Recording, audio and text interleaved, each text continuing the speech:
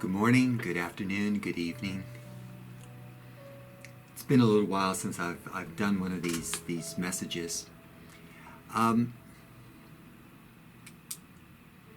lot's going on. And, it's interesting. I've never been in a church this long for this period of time. And I dearly love this church. The people are awesome. And at the same time, I've never been in a church where people fall all over themselves to let me know that they disagree with me. It's interesting. Really interesting dynamic that you guys put up with me. There's something to be said about love, isn't there? So thank you. It's a learning curve for me, this thing called life.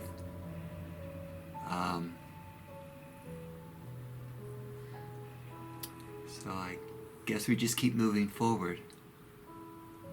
With that said, I'm going to go a direction here where you're probably not seeing me go there at all. So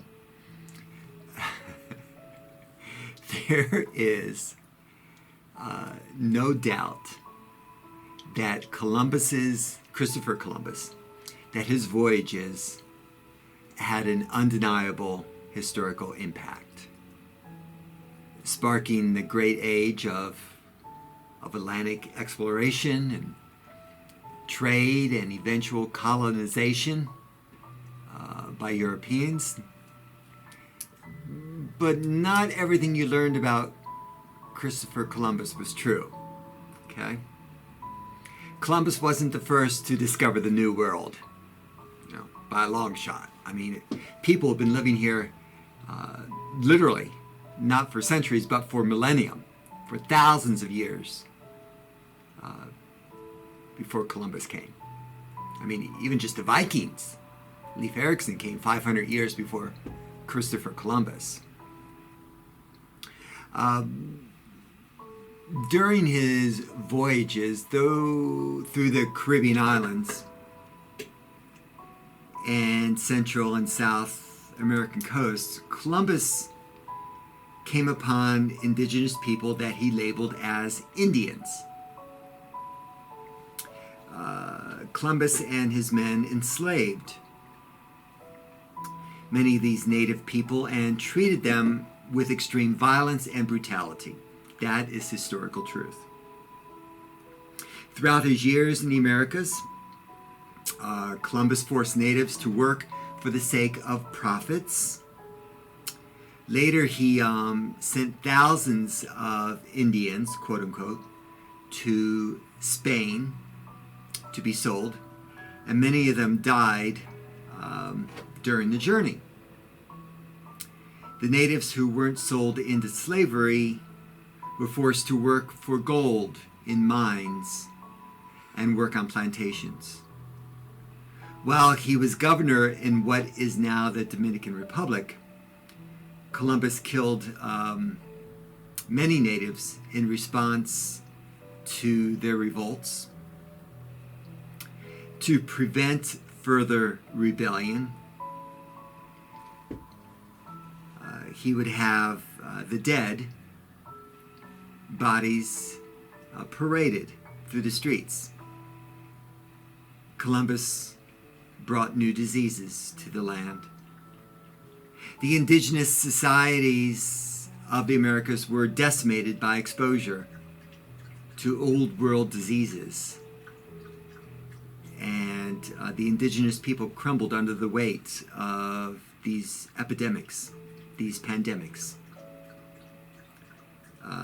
The Taino or Taino, however you want to pronounce it, population of the indigenous people weren't immune to diseases like smallpox, measles, and influenza, which were brought to the island of Hispaniola by Columbus and his men. In 1492, there were an estimated 250,000 indigenous people in Hispaniola. But by 1517, just 25 years later, only 14,000 remained. From 250,000 to 14,000. Why all this talk about Columbus right now? Because it got me thinking about how Columbus Day, which is a federal holiday, I've been wondering, how did that come to be? And I'm thinking enough with the childhood, song that I know I was taught when I was in grade school. In 1492, Columbus sailed the ocean blue, right? He had 3 ships and left from Spain. He sailed through sunshine, wind, and rain. And I'm thinking, perhaps a more accurate song to that poem, or more accurate words to that poem, would be, in 1492, Columbus sailed the ocean blue. He had 3 ships and left from Spain. He brought with him genocide, racism, and enduring pain. That would be more historically accurate. Columbus Day, a federal holiday, where the best argument you can have for why Columbus enslaved people was that, well, everyone was doing it back then. Okay. So we have a day coming up, and I shared this on Sunday, that I'd like to have our church office be closed for, and switch it out for Columbus Day, that we will have the office open on Columbus Day, certainly now, but instead we will be closed this coming Friday, which happens to be June 19th, or some people refer to it as Juneteenth. It commemorates that on June 19th, 1865, on that day, a Union Army Major General by the name of Gordon Granger rode into Galveston, Texas, to announce to the slaves there that they were emancipated, that they were free. This was in accordance with the proclamation from the Executive of the United States that all slaves were free. The Emancipation Proclamation by Abraham Lincoln. That day in 1865 came more than 2 years after President Abraham Lincoln issued the Emancipation Proclamation, which he actually issued on January 1st, 1863. So even after Lincoln had declared all enslaved people were free on paper, that had not necessarily been the case in practice. African Americans and others mark Juneteenth as a day also called Emancipation Day. Much like the 4th of July, with parties, picnics, and gatherings with family and friends. Juneteenth has been celebrated informally since 1865.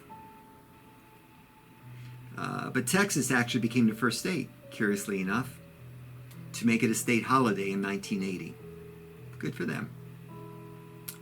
On Juneteenth, our church office will be closed to remember and celebrate the dreams and efforts of so many in our nation who have given their lives to truly proclaim that all men and women are created equal. July 4th, we may celebrate our determination as a people to be independent of the English monarchy. But June 19th celebrates our desire as a nation that all people should be free. July 4th celebrates independence from a foreign power. June 19th celebrates true freedom. Looking back, I'd like to say that, you know what, we have pretty well succeeded in separating ourselves from an English monarchy. Though it does strangely feel these days that there are some people who still want a king over them. We still have ways to go to embrace a society where our black brothers and sisters truly experience freedom and the opportunities that come with that freedom.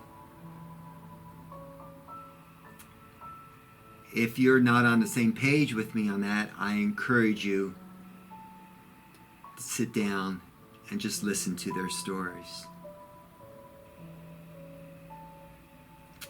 These are the facts, though, with regard to the Declaration of Independence, which we celebrate on July 4th. That was signed by 56 white male landowners, 41 of whom at that time were slave owners. The Declaration of Independence for white people would be a more accurate description of that document. That may sound crass, but it's merely truth unplugged. Juneteenth seeks to give substance to those beautiful words that can't help but ring somewhat hollow, since they were ascribed by Thomas Jefferson, who, when he wrote about all men being equal, Thomas Jefferson was a slave owner. He wrote beautiful words, though. We hold these truths to be self-evident, that all men are created equal, that they are endowed by their Creator with certain unalienable rights, that among these are life, liberty, and the pursuit of happiness. June 19th and July 4th should both be days to remember and give thanks to God. Neither were perfect on paper nor in practice. We still have work to do. But only together will we achieve that more perfect union